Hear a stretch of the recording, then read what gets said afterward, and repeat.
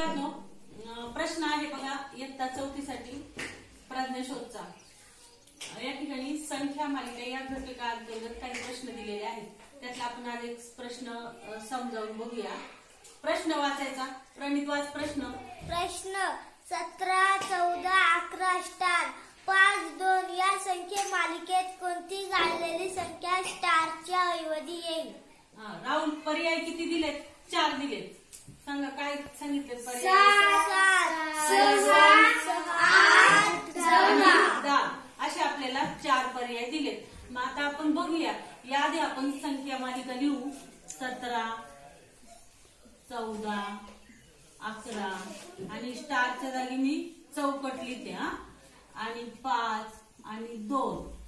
तुम्ही हे संख्या मालिकेचं जर निरीक्षण केलं तुम्हाला उतरत्या क्रमाने लिहिलेली आढळली आहे की नाही? उतरता क्रम दिसतोय की नाही? म्हणजे मोठ्याकडून लहानाकडे संख्या लहान होत गेलेल्या आहेत।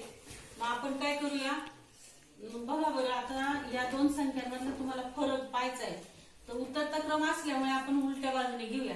चालेल का? पहिली संख्या कोणती आहे सांगा?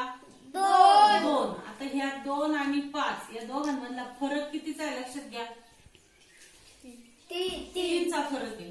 या दोन्ही संख्यांमध्ये 3चा, म्हणून आपण 3 लिहूया। नंतर 11 आणि 14 या संख्यांमध्ये कितीचा फरक आहे? कितीचा आहे? 3। म्हणजे बघा 11 झाल्यानंतर 12, 13 आणि 14 कितीचा फरक आला? 3चा। आणि 14 आणि 17 मध्ये कितीचा फरक आहे? 3चाच फरक आहे। मग लक्षात आलं ह्या 3, 3 आणि 3 हे सगळीकडे समान अंक आलेले आहेत। म्हणजे ह्या संपूर्ण संख्या मालिकेतल्या संख्या ह्या 3-3च्या फरकाने लिहिलेल्या आहेत। लक्षात आलं का तुमच्या? मग या ठिकाणी सुद्धा आपल्याला कशाचा कितीचा फरक भेटायला पाहिजे? 3चा फरक भेटायला पाहिजे। आणि या ठिकाणी सुद्धा आपल्याला कितीचा फरक भेटायला पाहिजे? 3चा आहे। मग सांगा बघू। आता इथं मी 3 लिहून दिले, 3 दिले। या ठिकाणी कुठली संख्या आहे? 2 अधिक 3 बरोबर 5 आलेले आहे। 5 अधिक 3 बरोबर इथे किती येतील? समजा मी या ठिकाणी 8 लिहिले। 8 अधिक 3 इथं उत्तर आलं की 11 आले का?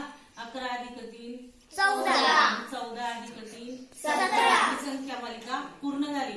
कशामुळे पूर्ण झाली? तर आपल्याला कोणता अंक मिळाला? 8। म्हणून पर्याय क्रमांक 3 हे उत्तर बरोबर आहे। संख्या मालिका लक्षात आली का तुमच्या? मालिका शोधत असताना त्या संख्यांचा फरक आधी लक्षात घ्या।